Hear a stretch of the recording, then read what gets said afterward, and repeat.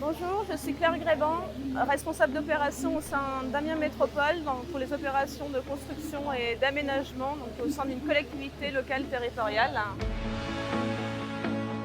Bonjour, je suis Denis Pipe, conseiller régional délégué en charge du développement et de la transformation des bioressources au Conseil régional des Hauts-de-France. Alors aujourd'hui, en tant que maître d'ouvrage, notre rôle c'est à la fois d'avoir une vision macro par exemple sur l'assurabilité des matériaux, donc ça c'est quelque chose qui est très important. Les matériaux, comment on peut construire des bâtiments matériaux biosourcés, comment ils sont assurables. Alors le biosourcé sur les Hauts-de-France, c'est énorme. Nous avons toutes les productions agricoles, je pense aux céréales qui donnent de la paille. On a le colza, une des premières régions productrices de colza, et le colza est un fabuleux outil de développement du biosourcé. Et donc il faut optimiser cette recherche, ces ressources, pour vraiment développer le sujet.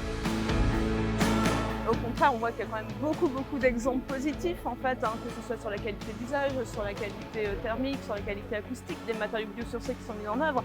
Et c'est également notre rôle de montrer à l'exécutif que ce qui n'est pas forcément du domaine traditionnel ou de ce qui s'est fait avant traditionnellement fonctionne avec des exemples.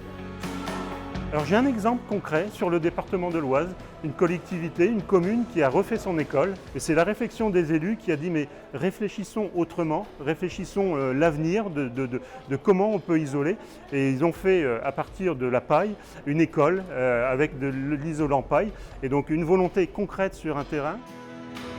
Au niveau d'Amiens Métropole, nous avons déjà plusieurs opérations qui sont soit en cours de conception, soit réalisées, qui intègrent les matériaux biosourcés.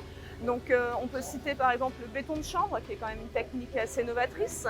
On peut citer les isolants en ouate de cellulose, les isolants en fibre de bois, le bois d'essence régionale. Ce sont des matériaux qui vont se développer d'autant plus demain avec les nouvelles techniques, les nouveaux matériaux qui émergent et la nouvelle réglementation RE 2020. Tout le développement est devant nous, donc un potentiel exceptionnel sur ces territoires.